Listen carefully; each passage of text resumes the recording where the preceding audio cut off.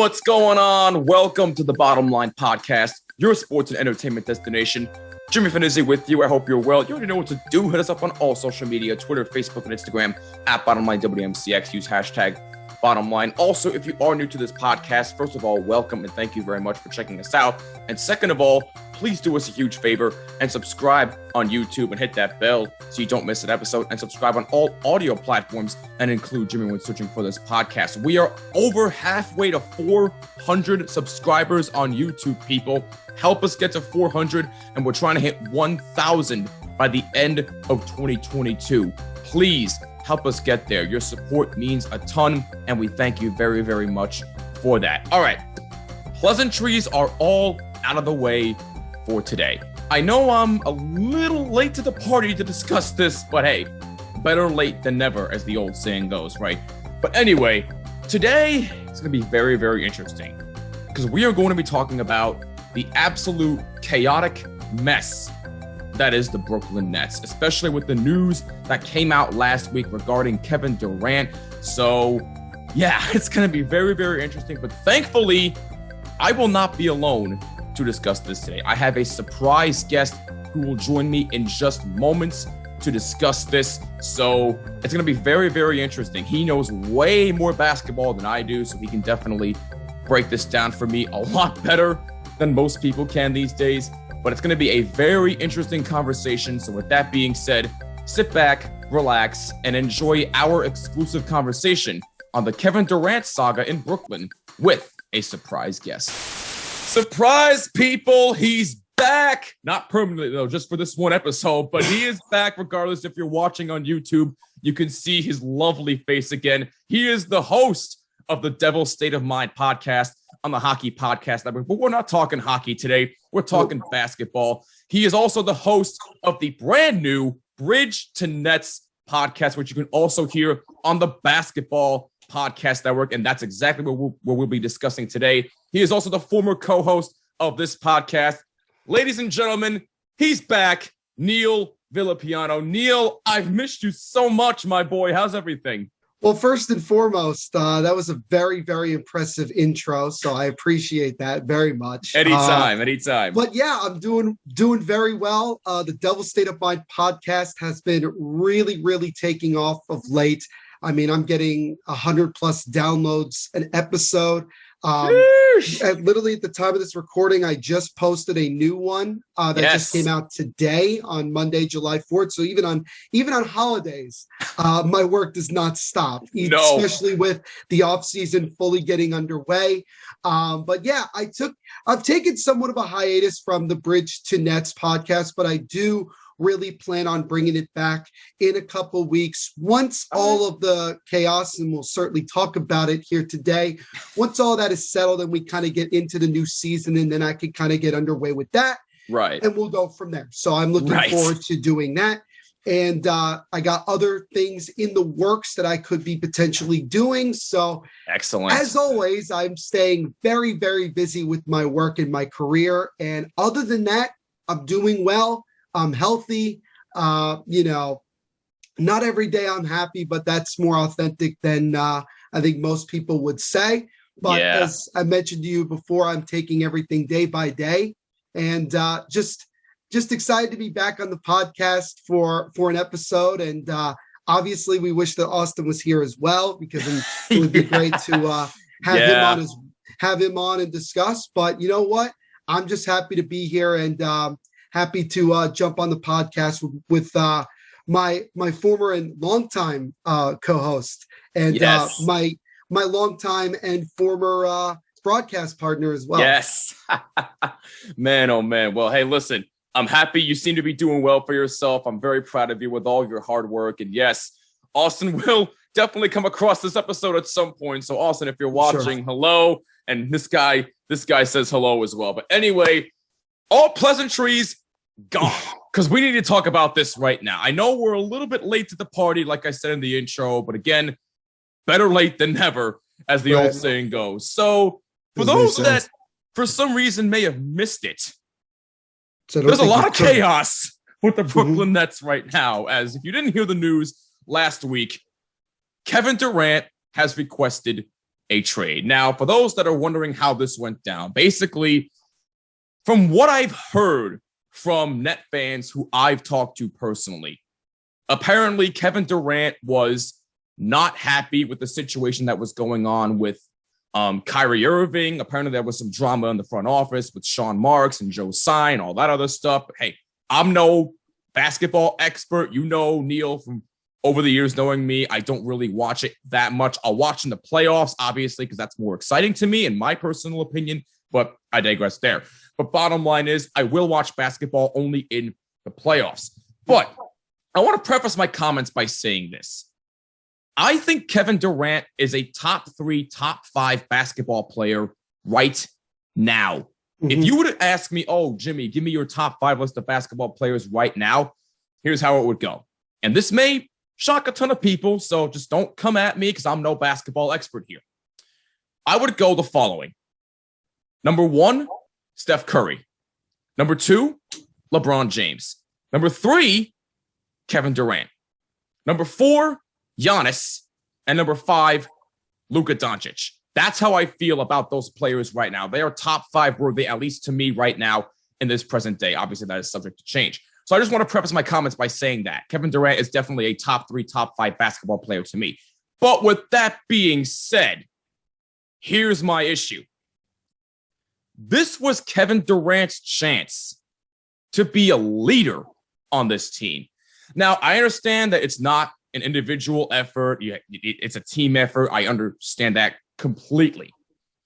But this was Kevin Durant's shot to at least try to lead his team to a championship.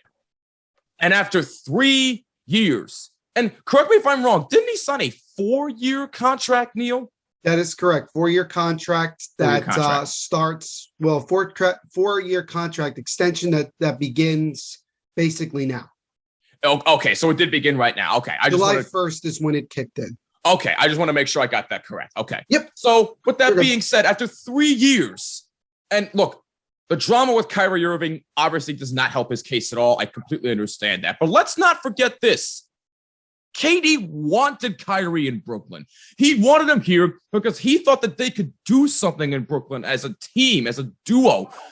Well, remember when we had all the stories about, oh, they have a big 3 now with KD, Kyrie, and James Harden. They could go places. When they play together, they are virtually unstoppable offensively. And what happened? There was drama with James Harden. He got traded to Philly. Now there's talks about James Harden signing an extension with Philly. James Harden is no longer there. And now you have the whole drama with Kyrie Irving about, oh, well, he's got to take some personal time off away from basketball, the whole vaccine thing. We all know how that goes with Kyrie Irving. We're not going to get into that because this is not the podcast for that.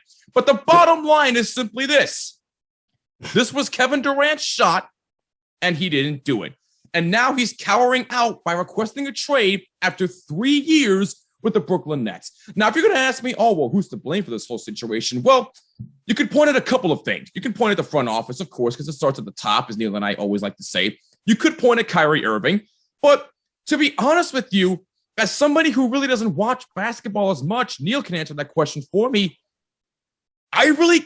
Me personally, I can't put the blame on one particular person. I got to look at both the front office and Kyrie Irving. Because if you're the front office, you should have known what the hell was going on. And you should have straightened this out with Kyrie from the damn get-go. And if Kyrie wasn't such a freaking drama king, none of this would be happening in the first place. And then the Brooklyn Nets, if they were stable enough, they probably would have gone on to win the championship next year had all this not taken place.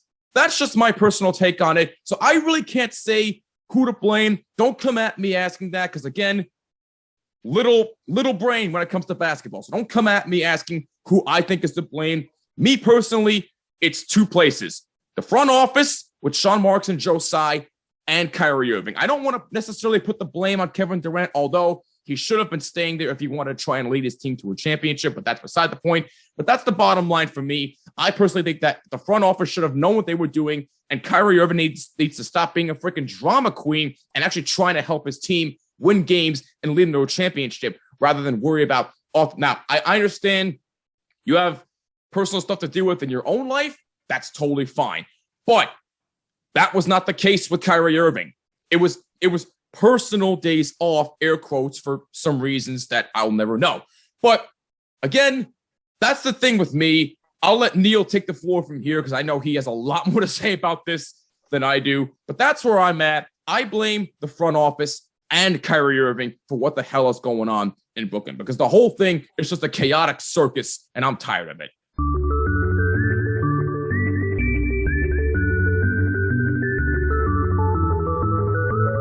I don't even know where to begin, to be quite honest with you. But I guess the best thing I can do is kind of just start from the beginning and go from there. Okay. I will say fully right off the bat that this is what it's like to be a Nets fan. Whether you were a fan of them in Jersey, whether you've been a fan of them since they've been in Brooklyn, or whether you are a bandwagon fan, because let's be honest, there are a lot of them out there. I mean, you can't deny that. This is what it's been like for the Nets in their entire existence, certainly in the NBA. You go back as far as when they first got into the league and were forced, and I say forced because it's true, forced to trade Dr. J. Julius Irving as a penalty for coming into the NBA from the non-existent now ABA. Traded him to the Philadelphia 76ers. Yep. The Nets have had opportunities to draft legendary players like Kobe Bryant, Tim Duncan. They had an opportunity to potentially bring in the greatest player of this generation in LeBron James in free agency prior to him going to Miami. The Nets had one of the original super teams when they had Jason Kidd, Richard Jefferson, and Vince Carter.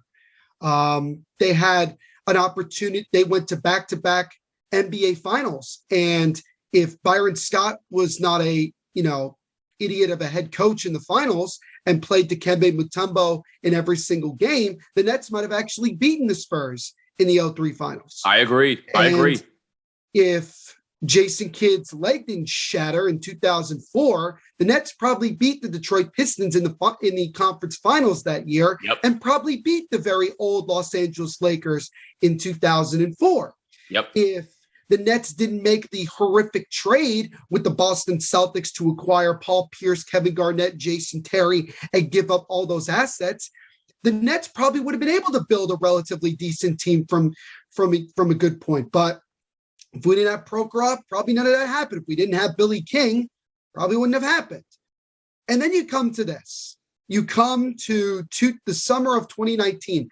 Just a few days ago was the 3-year anniversary of Kevin Durant and Kyrie Irving announcing that they were signing with the Brooklyn Nets. And then you come 3 years later, and not only does Kyrie want out, but now arguably the best player to ever play for the Nets organization is now requesting to be traded with 4 years left on his contract, which is unheard of in the history of the National Basketball Association. What can go wrong will go wrong for the Nets franchise. That is why they have been irrelevant for as long as they've been, and why nobody ever takes them seriously, and why, unfortunately, they will forever be the little brother to the New York Knicks, whether they were in Jersey or now in Brooklyn. And I say all of this because I want everyone who's listening and watching to get an understanding of where us Nets fans and where the Nets organization is coming from, and why this constantly happens. This is probably not going to be a rant because all my anger and frustration is already out of my system. So this is going to be much more of a detailed, oriented explanation. Because like Jimmy mentioned, and to be fair, he doesn't watch basketball on a daily. He's not the biggest fan of the NBA. Quite frankly, after what has gone on the last 3 years, I don't even find myself that much interested in the NBA. I barely watch the playoffs, and I certainly barely watched the NBA finals. I just didn't care. I really had no desire.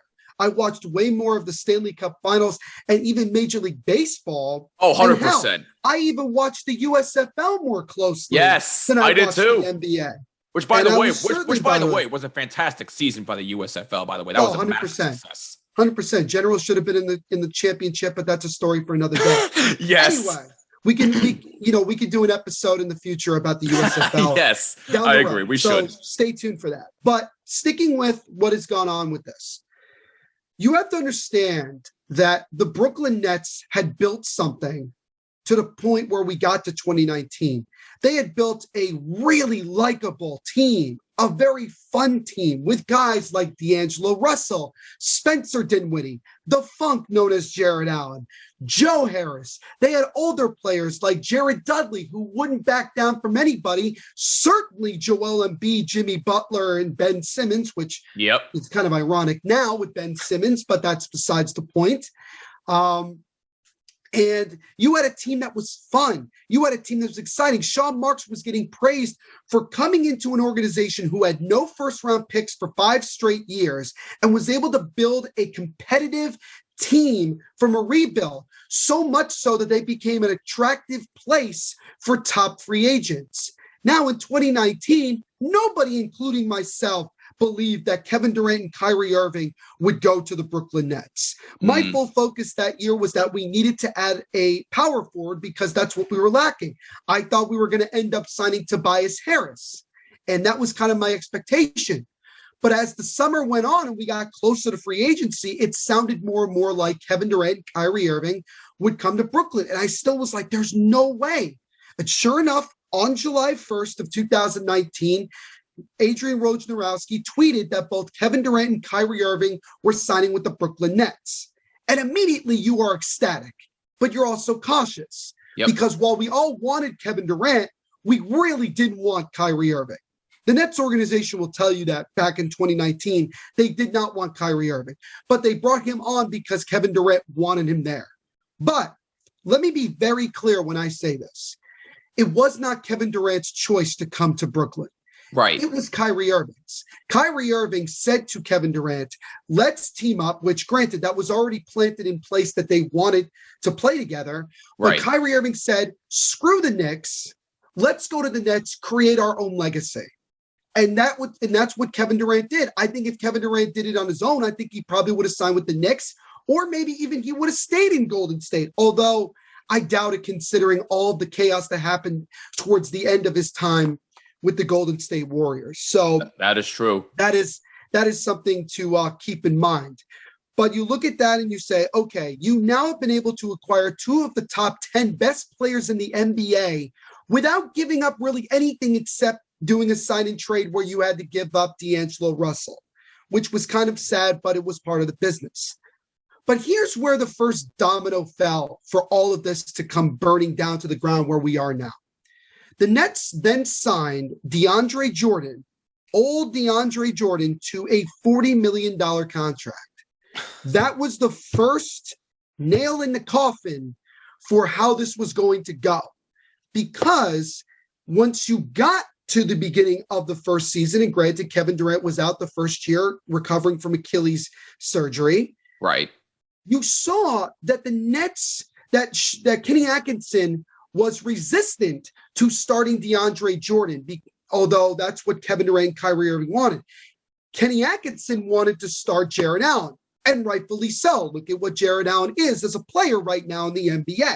One of the top up-and-coming centers that we have, a great shot blocker, and the amount of big names that he has blocked over the years, LeBron James, Anthony Davis, he's blocked Blake Griffin, Andre Drummond. He even blocked Kevin Durant. Yep, he did. To Brooklyn. And I'm sure he blocked him in practice as well. I wouldn't be surprised about that. But Kenny Atkinson constantly refused to start DeAndre Jordan over Jared Allen. And eventually that cost Kenny Atkinson his job. Now, I will say this. Kenny Atkinson was not a great coach. It's kind of annoying. So in a way, I wasn't totally upset when he got fired. Was I surprised? Yes. Was I upset? Not really. I was very much looking forward to seeing what could happen with a new coach, maybe an even better coach than what we had at that point. And then you go into the whole situation. COVID-19 happens. Season gets put on pause. Eventually, they play in the bubble. The Nets actually played relatively well. Kyrie Irving wasn't even there. Kevin Durant wasn't there. You went back to the team that was very likable that ended up winning, I believe, if I remember correctly, 8 out of the 10 games that they played. Or it was 8 out of 10, yes. It was 8 out of 10 or 6 out of 8. It was one of the two. Made the playoffs, lost in the first round to Toronto, but still, again, you're showing signs. Jacques Vaughn did a really good job. I really, really was high on Jacques Vaughn at that time and felt like that he deserved an opportunity to become the head coach of the Brooklyn And by the Nets. way, not to mention, Toronto was the defending NBA champions in 2020. Right.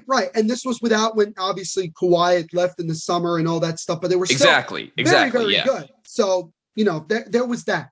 But you go into the offseason wondering who the hell the Nets are going to hire as head coach. We had heard rumors that the Nets were trying to lure Greg Popovich away from San Antonio because of the San Antonio connection with Sean Marks and a couple of other guys within the organization, Tiago Splitter as a scout. There was a lot of Spurs connection to the Nets. So it kind of made sense. Mm-hmm. And then on a random day, the Nets announced that they had hired Steve Nash, the Hall of Fame point guard who had no coaching experience whatsoever, as the new head coach of the Brooklyn Nets. And that was the next major bomb that was dropped on this whole thing. All of a sudden, you go from a coach who relatively had experience, although not that good, to a guy who had no experience whatsoever being a head coach. And it was like, all right, whatever. And if we all remember, Kyrie Irving was on Kevin Durant's podcast and said, oh, we don't need a coach. We don't need one. He specifically said that. Regardless of how he tries to spin it or how he tried to spin it at that time, that's exactly what he said. We don't need a coach. And Kevin Durant agreed with him, which was shocking to me, And then you go into last season, not this year, but the year before, 2021,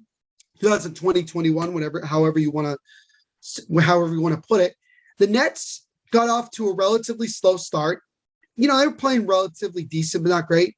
And then all of a sudden, Kyrie Irving goes AWOL. He just disappears, says he needs time off from the whole situation that was happening at the Capitol. The storming of the Capitol, as we all remember.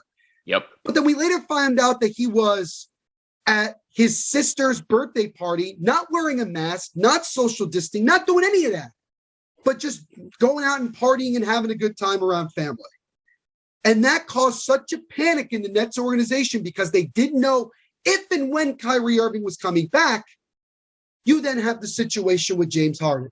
Yep. Harden wanted out of Houston, and he was down to two teams. It was either Philadelphia or Brooklyn. And I wanted no part of James Harden because I knew what he had done in Houston, and I was terrified of what that could happen. And I was terrified of how much the Nets would have to give up for James Harden. And sure enough, in the span of a couple of seconds, they lost Karis LeVert, Jared Allen, a bunch of first-round picks, all gone. Terrible. Even Rodion Kurucs, who was a favorite of mine. Air Latvia, as I call it. Great, not a great player, but a solid one nonetheless. But you just got rid of you gutted your core. You gutted the culture that you had built, which granted, you have to do that sometimes in order to get big name players and to try to win. And you bring in James Harden.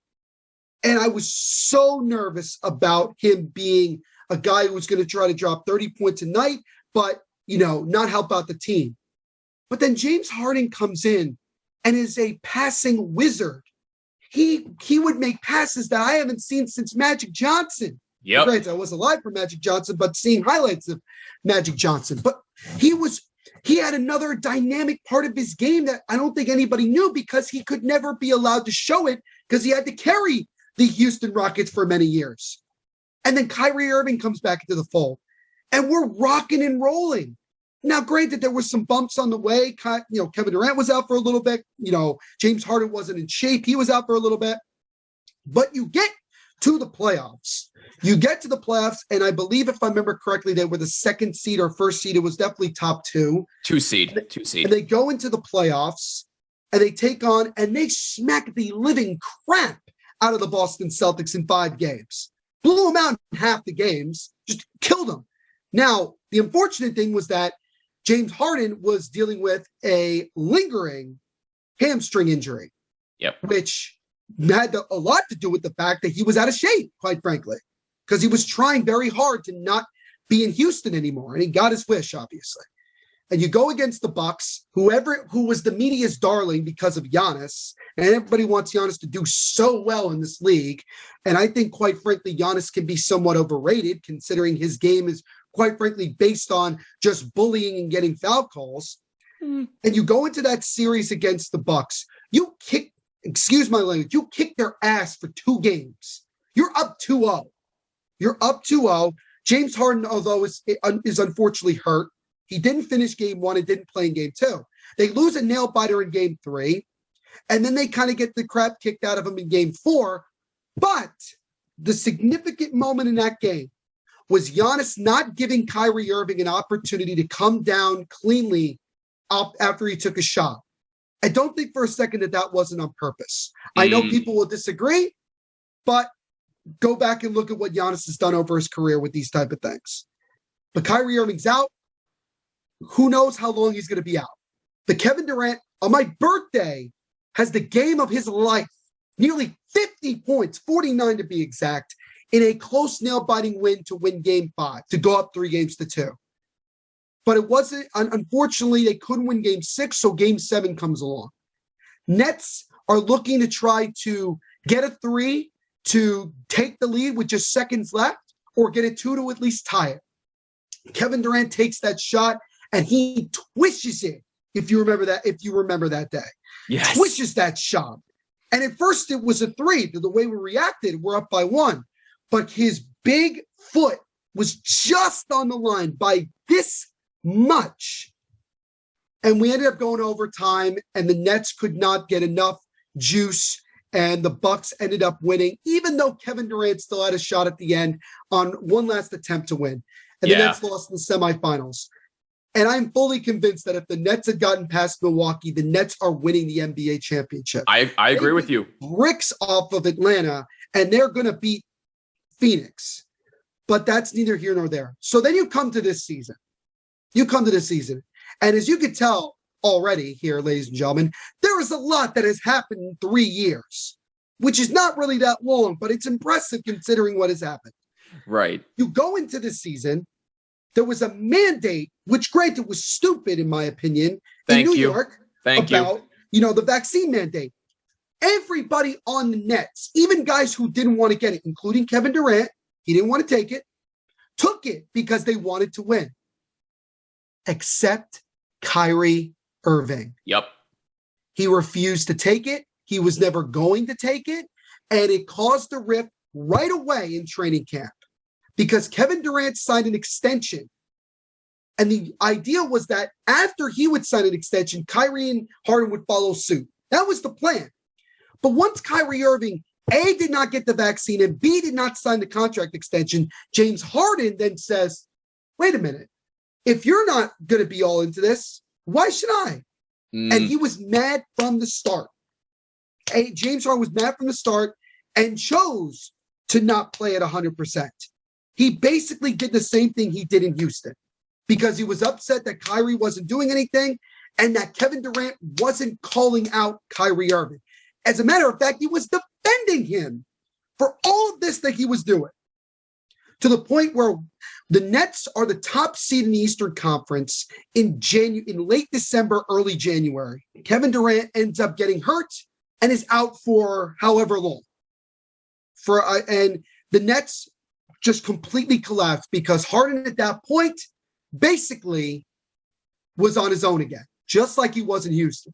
So he not even half-assed it, he asked it the rest of the way. Yep. To the point where he asked to be traded. Not even asked, demanded to be traded and wanted to go to the Philadelphia 76ers. And instead of Kevin Durant, once again, trying, what he should have done is called out Kyrie and gotten everybody in the room and said, we're all here for the same common goal to win. And we all need to be on the same page. He didn't say anything. As a matter of fact, according to sources, Kevin Durant went to Sean Marks and said, screw Harden, we don't need him.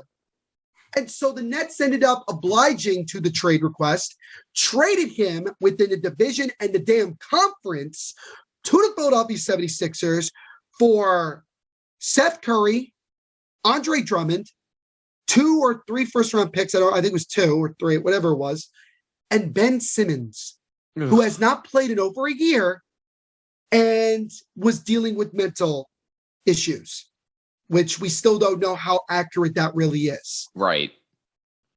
And the Nets finished the year on somewhat of a high note. Kevin Durant came back.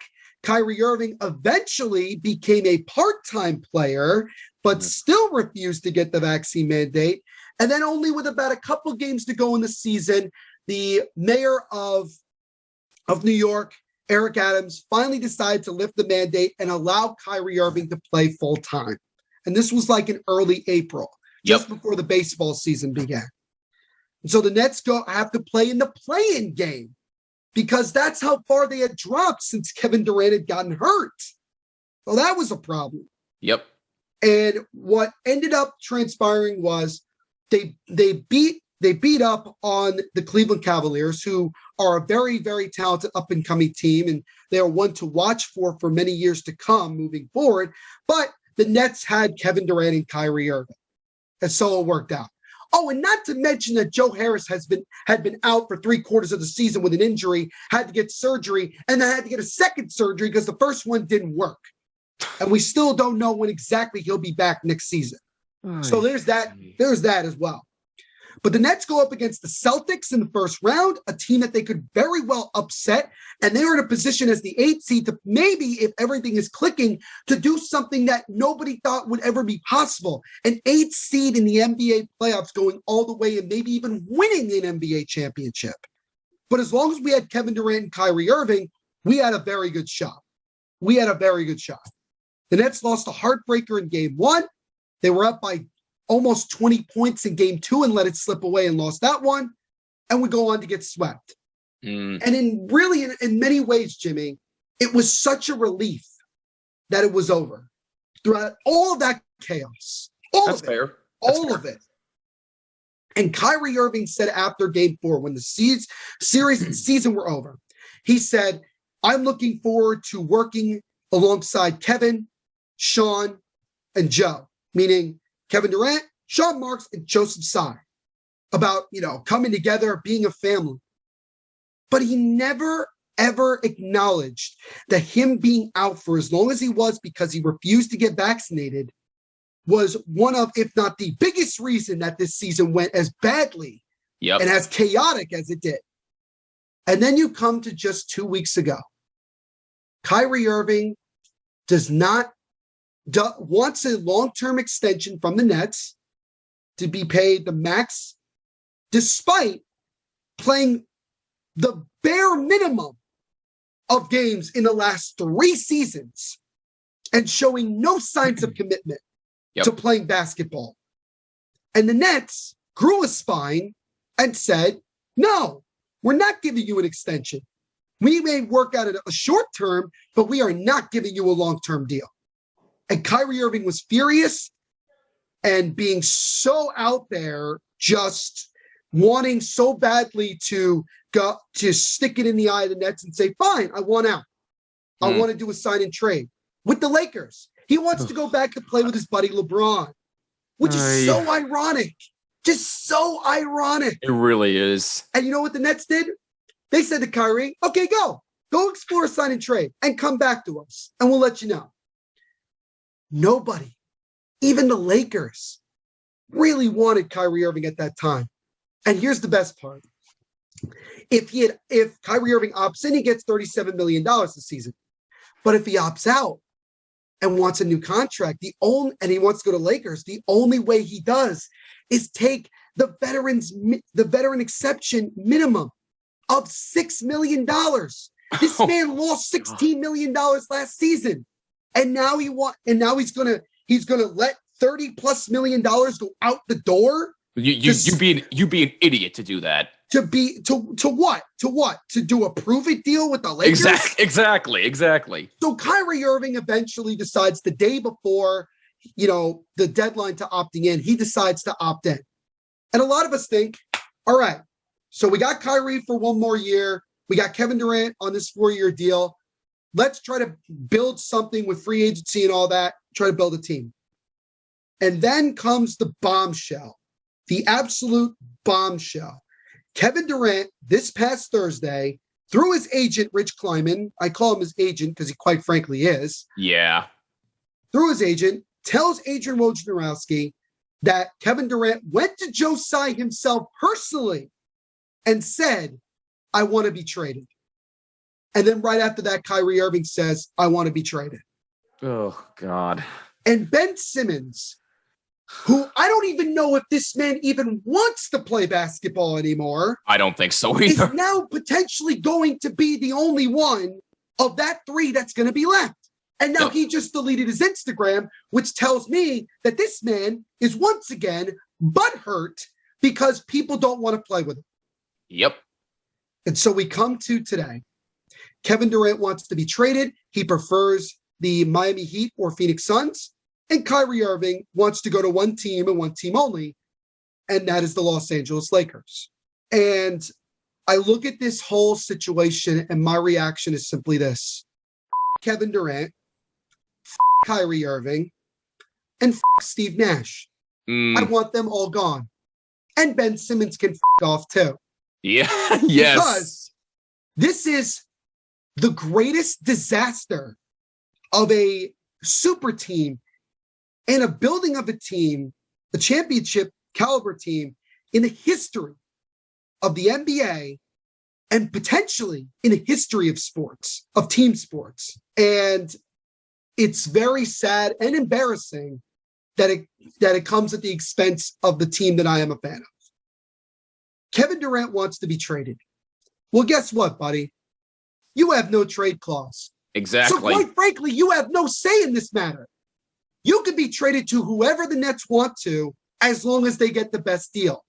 And the Nets are going to wait this out. They have all the control. People say, it's a players' league and Kevin Durant's going to do that. You really think Kevin Durant, wherever he gets traded, you really think that somebody who loves the game of basketball and doesn't want to miss a second of playing, you really think he's going to sit out? No. You really think he's just going to sit there and waste time? No. Absolutely not. So the Nets, while they will be okay with trading Kevin Durant, they don't got to listen to anything that he says. He could give them a list and be like, oh, it's great. If they give us the best offer, we'll do it. But if not, I don't care. I don't care who you want. And Kyrie Irving, shit, man. You can do whatever you want with it too. If he wants to go to the Lakers, fine.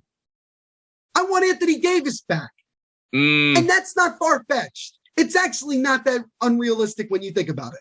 You're going star for star. The Nets have made it publicly clear that they want a star, another player that can become a star, that has the potential and even almost a guarantee to become a star, some role players, and a boatload of first-round picks. Rudy Gobert was just traded to the Minnesota Timberwolves for 4 first-round picks and 1 swap. So that's 5 firsts. Yep. Can you imagine what Kevin Durant is going to get back? One of the top 3 players in the NBA. That's going to be such a haul. Deal. On a 4-year deal with no trade clause. So if you get KD, you have him for the next 4 years. And Kyrie Irving, wherever he gets traded to, any team that trades for him knows that he's just going to leave anyway and go to the Lakers in free agency. And the Lakers will have plenty of cap space next season to give him a max deal. Right. So I think for the Nets with Kyrie Irving, just trade him to the Lakers and that's whatever it is.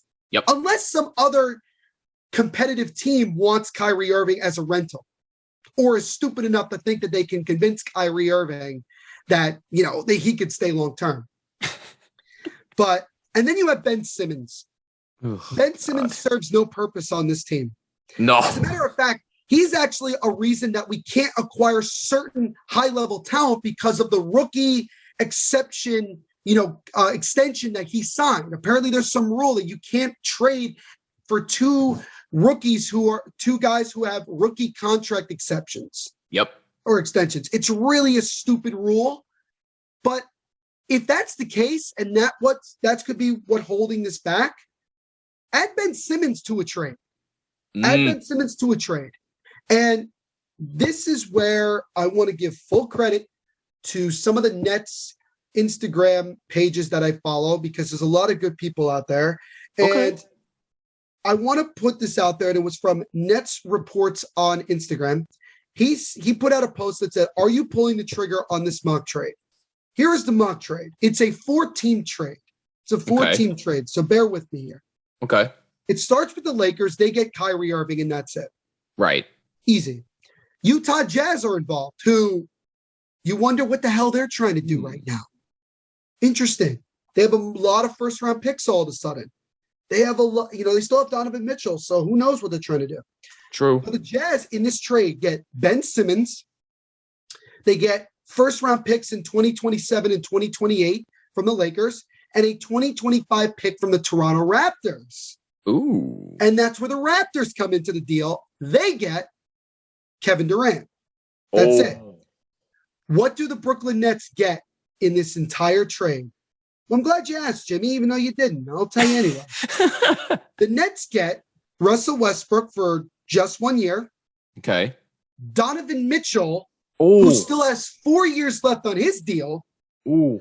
OG Anunoby, Chris Boucher, the reigning rookie of the year in Scotty Barnes, a 2029 first from the Lakers, and a 2029 first from the Raptors.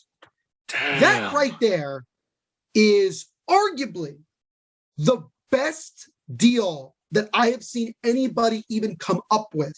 I agree. That benefits the Lakers, benefits the Raptors, and obviously could benefit the Jazz as well, because adding the 5 picks, first-round picks that you have, you also just got 3 more. That's 8 in the next several years that you can use in trades with, to help out. And you have Ben Simmons, who you can obviously either try to play with or whatever. And you don't have to worry about the Donovan Mitchell situation about, does he want to stay there? Does he not? What is the deal with him?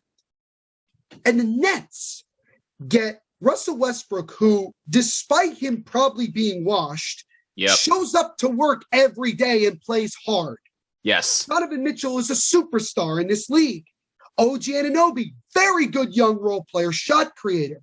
Chris Boucher, big 6'9" power forward who can play defense. Scotty Barnes, who you can literally build your team around, who just won Rookie of the Year, and a couple of first-round picks that you could use in a trade. If I'm the Nets, I am pulling the trigger on that 1,000%. I am doing that. And this was foolproof. This trade was proven, salary-wise, everything. It makes sense. There is no way the Nets can trade Kevin Durant with just one other team. Yep. You have to get multiple teams involved. And the Raptors have constantly been brought up because they have pretty much everything the Nets would want. Young players, a guy who could become a star, draft picks, things like that. But the Jazz could be involved if they want to move Donovan Mitchell and do that. And then you're getting a boatload, because here's the thing. The Nets are not necessarily interested in rebuilding. They're interested in retooling. They're interested in being competitive going into next season. And I firmly believe that with everything they could get for Kevin Durant and Kyrie Irving, could actually have a team that is good enough to make the playoffs, as a 7th, 8th seed, more authentic. But this is a better situation than when Sean Marks had when he first came to the Nets.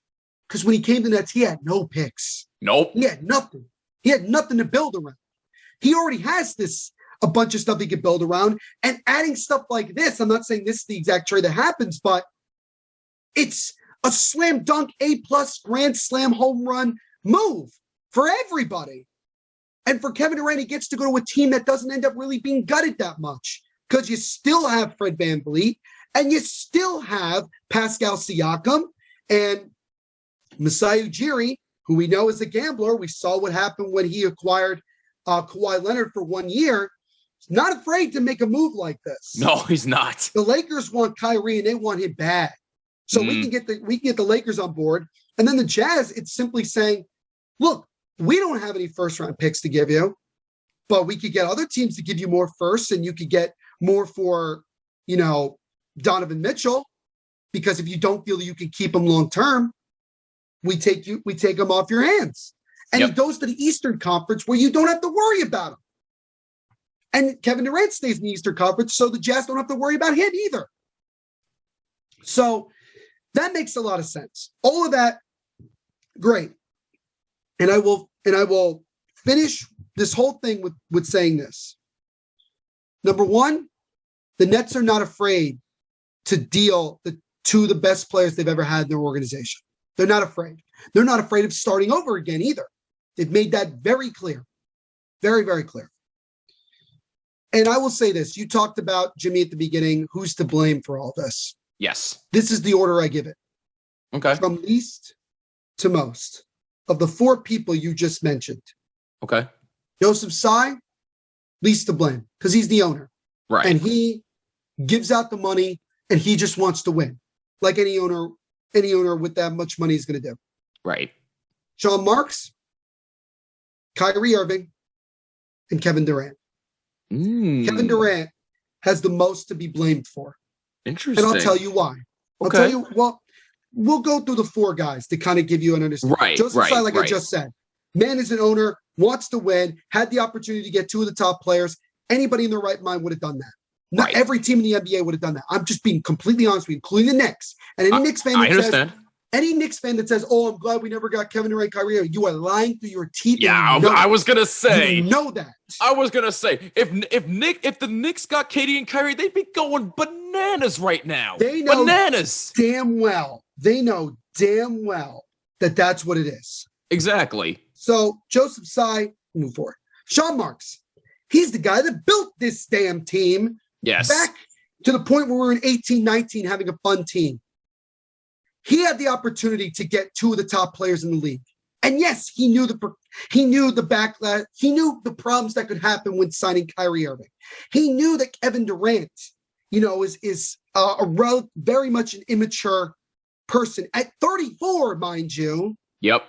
And Kyrie Irving's also in his 30s. And you'd think by now that the immaturity would not be there, but I guess it's not. But Sean Marks did everything that Kevin Durant and Kyrie Irving asked him to do, and it still wasn't enough for them. Yep. It still wasn't enough. Then you have Kyrie Irving. I don't know Kyrie Irving personally, and I never will. I know that for a fact. I know as a person, a lot of people say great things about him. He's very caring. I think his heart's in the right place in a lot of things. But Kyrie Irving legitimately needs professional help because some of the things that he has said and done cannot be explained logically. Nope. First and foremost, he thought the earth was flat and he still thinks that way. Very strange, considering that we have literal images of people going into space and clearly seeing that the world is round. But thank you. I digress. Kyrie Irving just decides on his own whenever he feels like playing. If he doesn't feel like playing this week, he's just going to disappear and all that stuff. And, he's going to do whatever he wants to do. He puts Sage on the court and in the locker room, which everybody, including Katie and James Harden, were like, what the hell is he doing right now? And some of the things he says about bringing together and being a part of this family and all that stuff makes absolutely no sense. As Kendrick Perkins said recently, I don't know, make that make sense to me. That's the way I look at it. Pretty much. And then he has the balls to demand the Nets to give him a long-term deal when he has not shown in 3 years since he's been here that he is committed to basketball and committed to winning. Yep. They want him, Kyrie Irving wants the Nets to just give him the money and let him just come and play whenever he wants. Who the hell in the world can be a part-time employee of anything and still get paid top money and still get paid in general? If you do that in any 9-to-5 job, your ass is getting fired. Yeah, 100%. But this is a players' league, Neil. The players control everything. Well, I do agree that it's much more of a players' league. There's also a thing called logic. There's also a thing called you do have to come and show up to work and play in order to get paid. This isn't a fantasy world. Although to Kyrie, I think everything is a fantasy to him. Fair enough. But Kyrie Irving then manipulated Kevin Durant for the last 3 years to the point where Kevin Durant is constantly defending him to the very end, to this point, to where he wants out. Mm-hmm. You still think Kyrie Irving is in the right. You have no issues with what Kyrie Irving has done. You either are delusional or dumb. Or both. I was just going to say both. Or ignorant. And then you come to Kevin Durant. Kevin Durant didn't have to come here. He was convinced to come to the Nets. Yep. I will sit here, God is my witness, and say that the Nets were not Kevin Durant's first choice. No. Just not. But because Kyrie Irving told him to come there, he was going to show up. He was going to show up, and he did. Kevin Durant, for as much as he could, played his ass off for the Brooklyn Nets. He showed, especially at the beginning of this year, why he's a top 3 player. If he had not gotten hurt and played the full season, he's winning MVP. Yes. For a guy who was just coming off an Achilles injury, which a lot of people thought he'd never be the same player. But as he put it himself, you know who he is. Yep. He's Kevin freaking Durant. One of the greatest players, one of the greatest shooters we've ever seen in the NBA.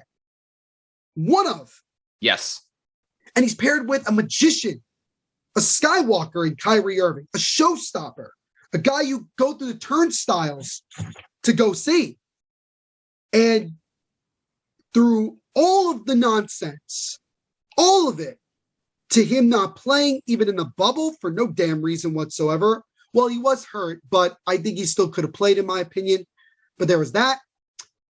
Him just leaving for no absolute reason other than he was upset about the riots. But then again, what other NBA player did that? Nobody. Exactly. Not getting the vaccine mandate, basically coming to blows with James Harden, who Kevin Durant was boys with Harden when they were in Oklahoma City, and there was no bad blood between the two, even after James Harden got traded.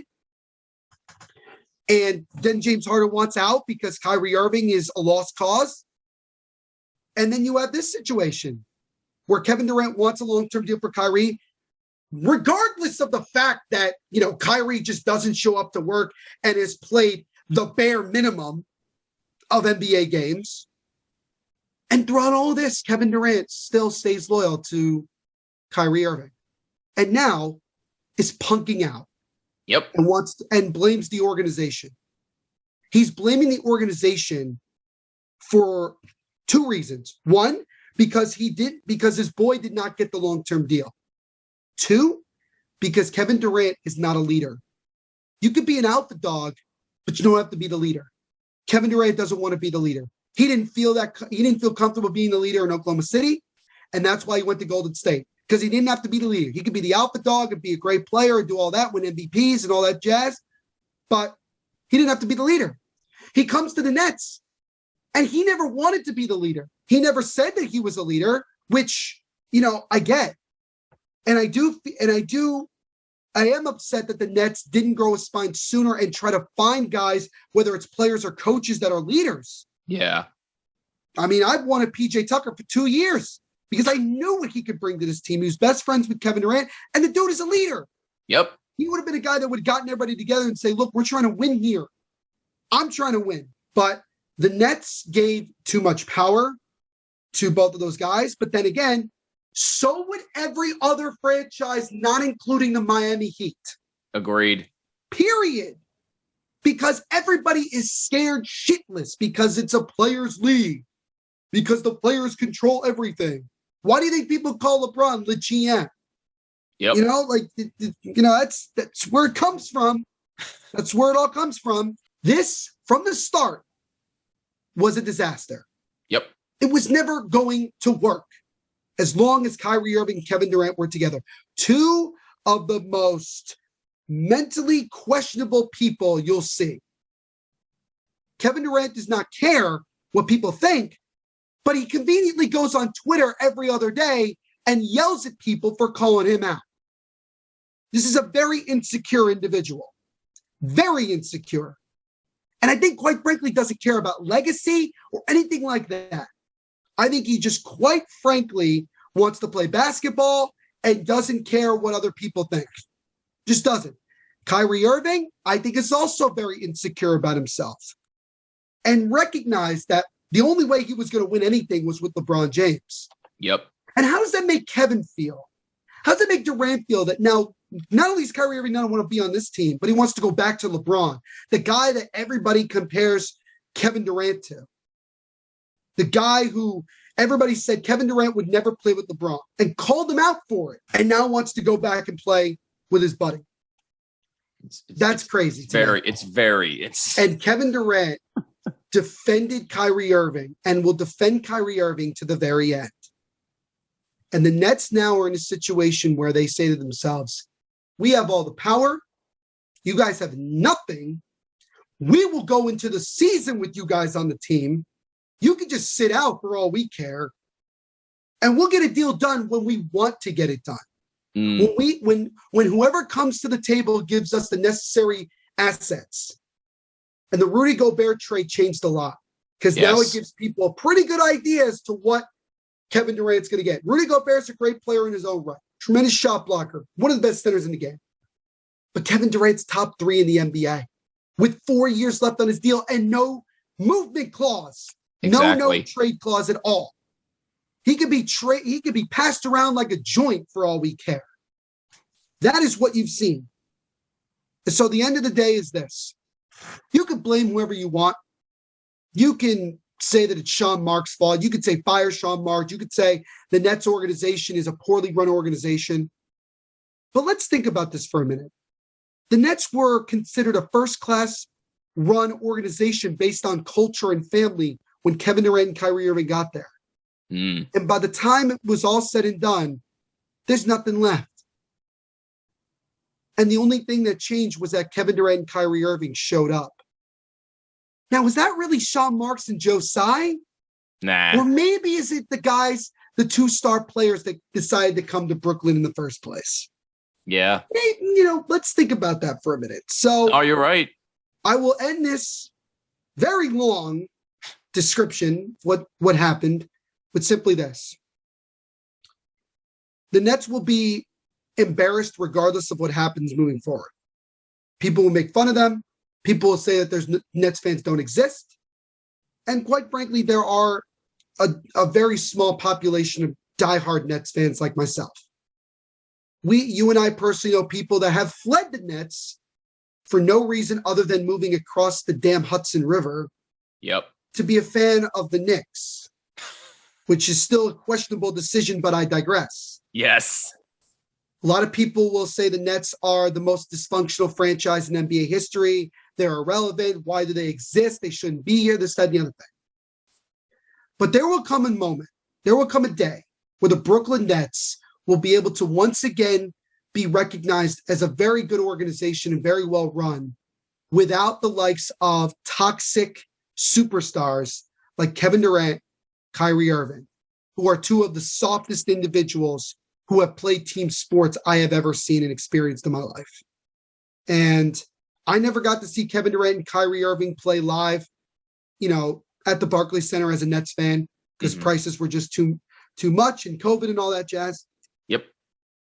And I am just glad that this is going to end very soon because the Nets got no closer to winning a championship in my lifetime than before they got here. And if Kevin Durant just wants to go somewhere else and try to, win more championships and do whatever and continue to be the snake that he is, fine, go let him do it. Kyrie Irving just wants to go off to La La Land while he's in La La Land and just do whatever he wants. Let him go. Get the best offers you can get. Get the blowaway offers. Get the historic offers and go from there. And Sean Marks then gets all the power back, gets all the control to build a team again, to build the culture again, and bring the Nets back to where they were in 2018, 2019, which was not that long ago. So Kevin Durant, Kyrie Irving wasted 3 years of the Nets franchise's history by not showing up to work, defending people when they shouldn't be defended and should rather be called out, actually, and being given all the control to do absurd things. And once Kyrie Irving and Kevin Durant are gone, Steve Nash has no purpose being here because he was brought here because of Kevin Durant and Kyrie Irving, and he knows that. And Sean Marks, sure, he could let Steve Nash coach the team next season and then fire him. Or you could fire him, start the season. You could either keep Ben Simmons and try to get him to play, or just trade him and just wait for someone else to feel like that, just wait and have someone else wait to see if Ben Simmons wants to play. So that's all I got to say about all this. And I'm irritated. I'm annoyed. I'm pissed. I'm embarrassed. I'm disappointed. I'm upset. And all of this will be gone. And I will be just relieved when both Kevin Durant and Kyrie Irving are off my favorite team.